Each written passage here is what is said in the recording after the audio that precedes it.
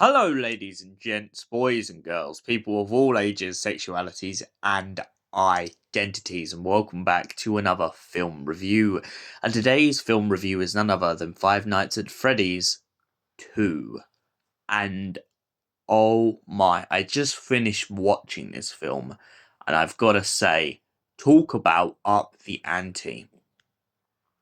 So, where are we at with this film? Well, we go back in time at the very beginning, at the kind of pre-show to the film, the kind of prelude. And it starts off with someone speaking into a microphone and telling kids to get ready for the show. We hear a bunch of kids in the audience begin to cheer, and then we go to a beautiful flashback of the night of the murders.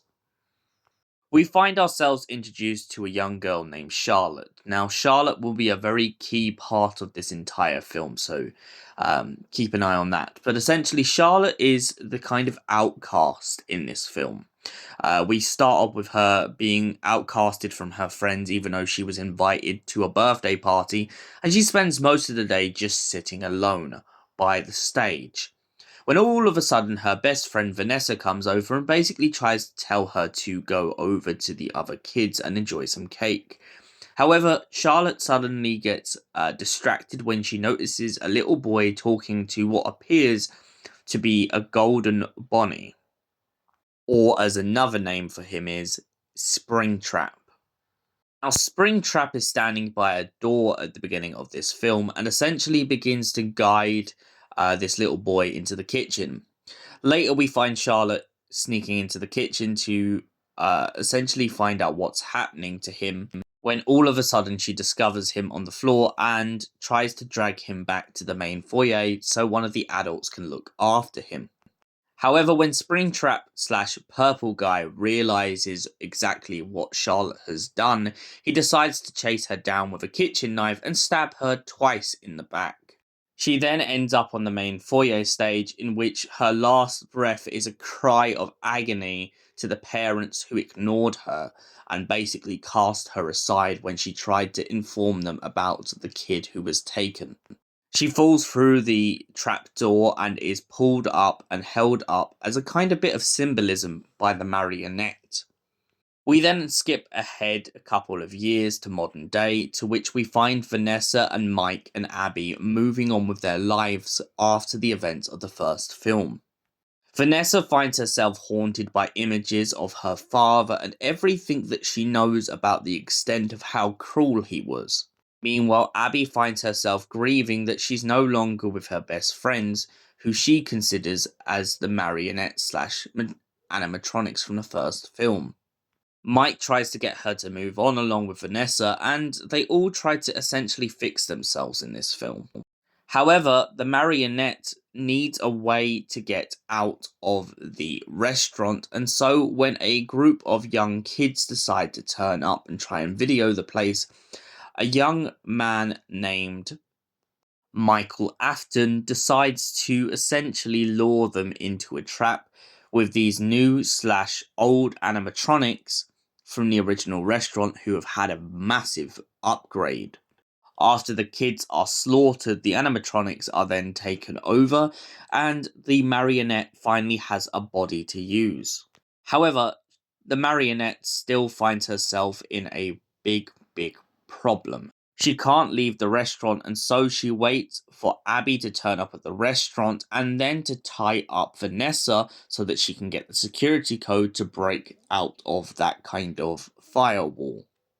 Once this is achieved, she begins to go on a murder rampage using the animatronics, basically installing false hope in Abby that Chica was only out for the night with them to help her win the science fair, when in actual fact they were out to get revenge on all the parents who never came back to the restaurant.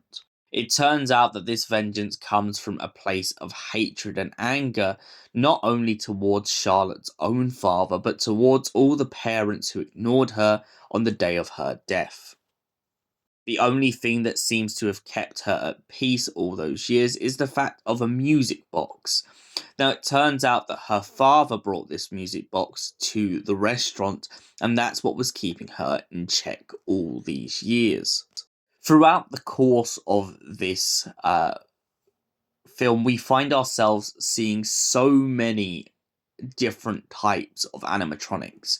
We see Mangled to a couple of the ones from Sister Location to a lot of really upgraded versions of Balloon Boy and Springtrap and Bonnie and Chica and Freddy. However, it's not until the end of this film in which we essentially find ourselves being saved by the original animatronics, who are getting ready to pass on.